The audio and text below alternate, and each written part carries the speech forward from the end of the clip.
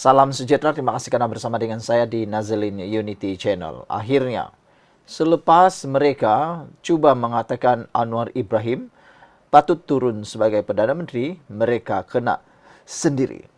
Suruh YB kamu cetak duit banyak-banyak. Pas buat apa untuk rakyat Kelantan?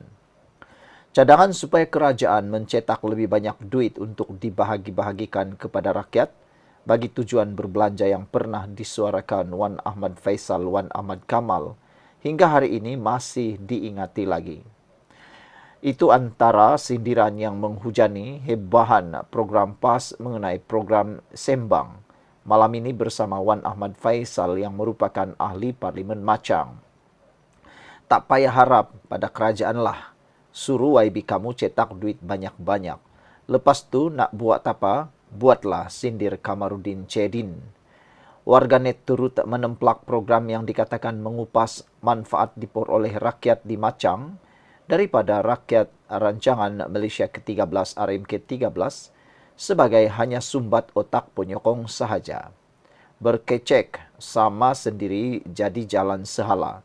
Setakat untuk sumbat otak penyokong sahaja soal Bahrin Abdullah.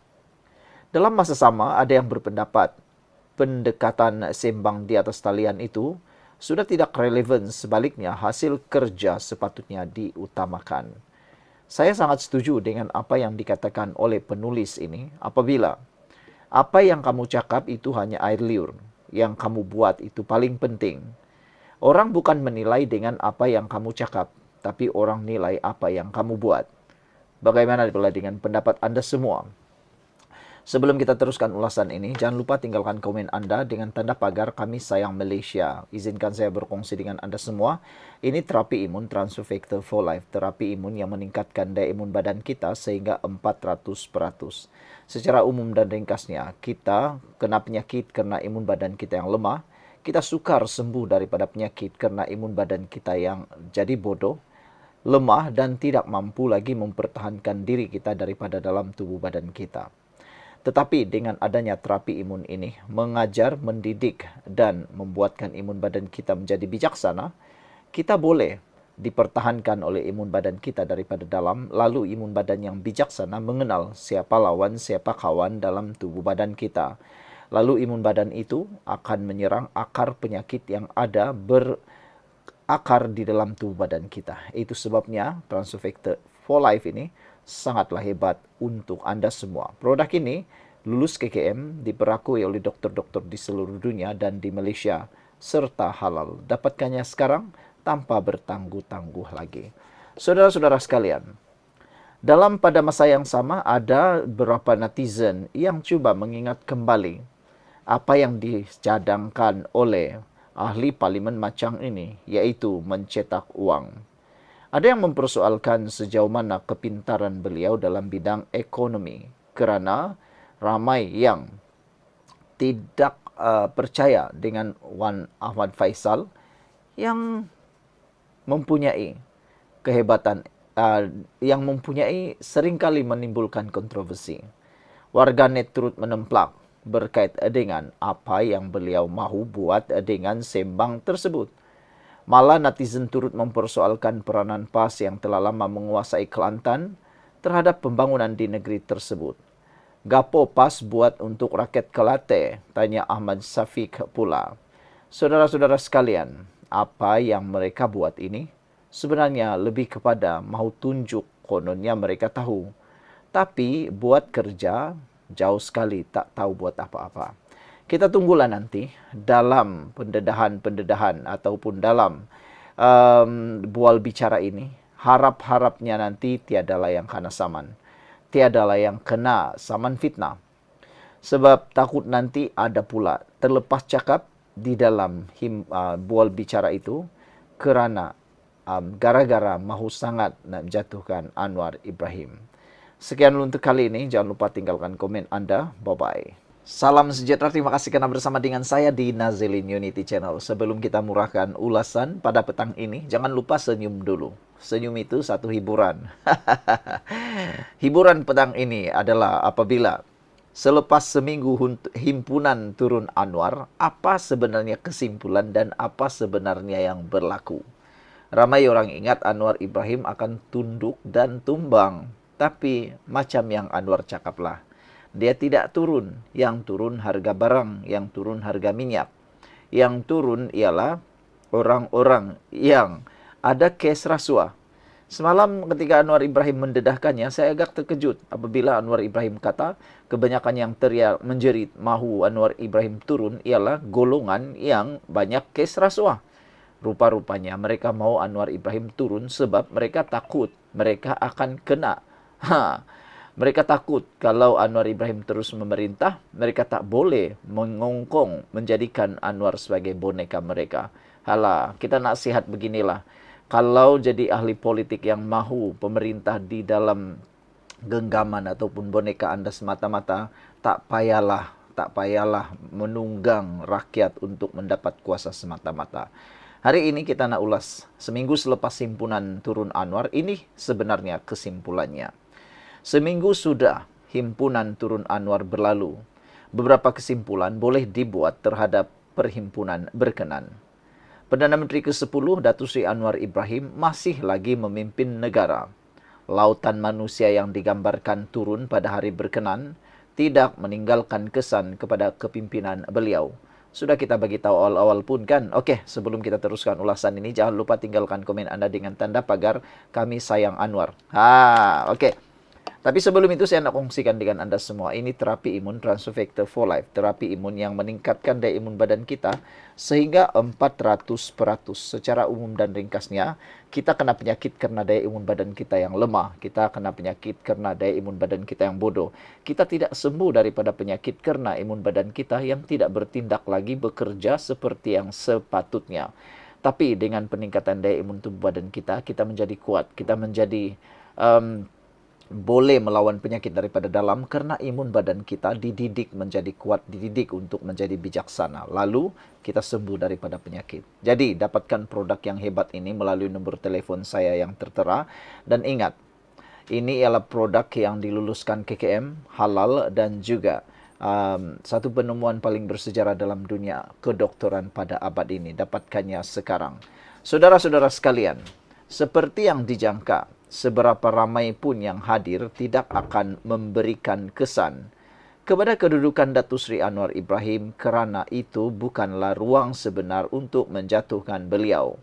Walaun-walaun yang ada di luar di sana patut tahu mereka hanya diperbodohkan oleh golongan yang takut mereka masuk penjara.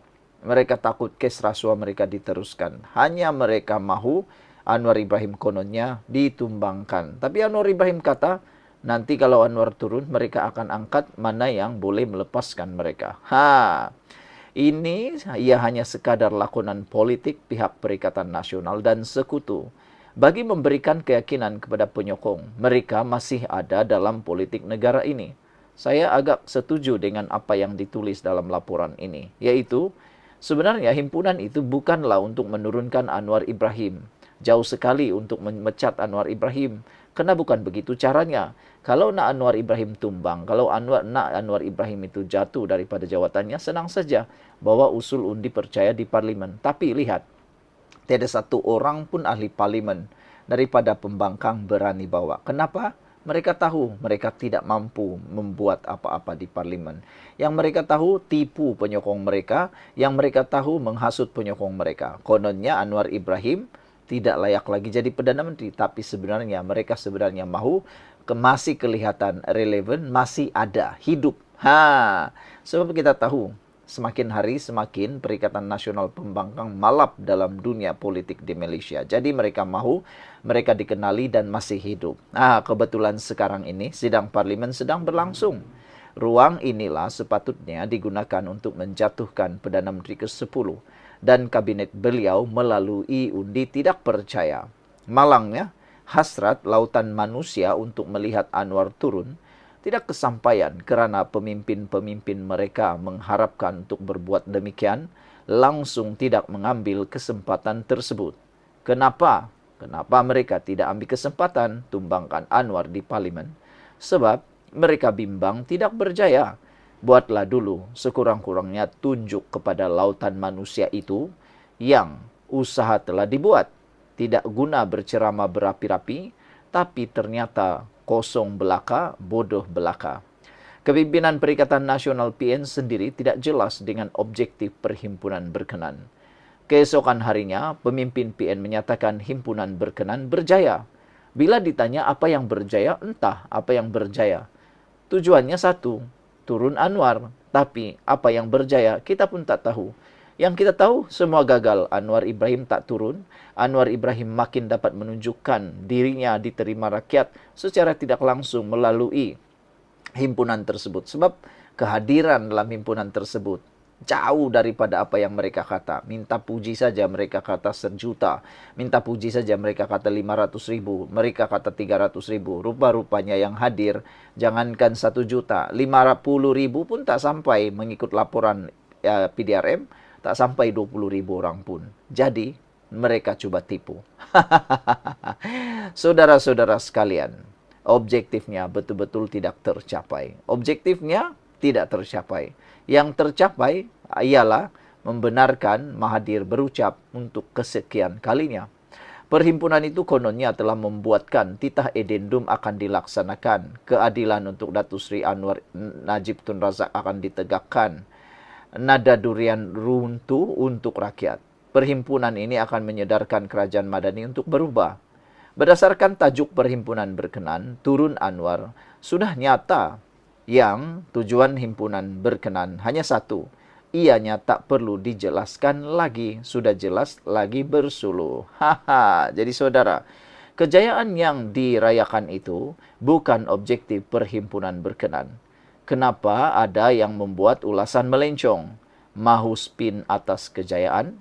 Safwan Afnan tidak disangka-sangka berjaya merampas kuasa kedudukan Menteri Besar Terengganu. Jawapan daripada soalan siapa yang bakal menggantikan Datuk Seri Anwar Ibrahim jika perhimpunan berkenan berjaya menjatuhkannya. Selain itu ada juga yang menjawab Datuk Seri Najib Razak dan Khairi Jamaluddin. Ini gambaran yang sebahagian yang hadir itu tidak tahu apa-apa tentang sistem politik Malaysia dan bagaimana seseorang itu boleh dilantik sebagai Perdana Menteri. Teringat, seorang pemimpin ulama PAS pernah berkata, dalam PAS pun ada orang bodoh dan bukan cerdik belaka. Jadi, tak perlulah dikatakan apa-apa lagi.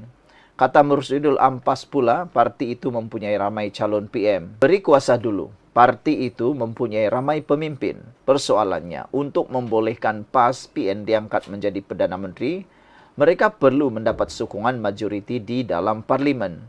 Bagaimana untuk memperoleh sokongan tersebut ketika ini? Caranya adalah dengan tebuk atap. Siapa yang PAS PN harapkan untuk mencukupkan jumlah?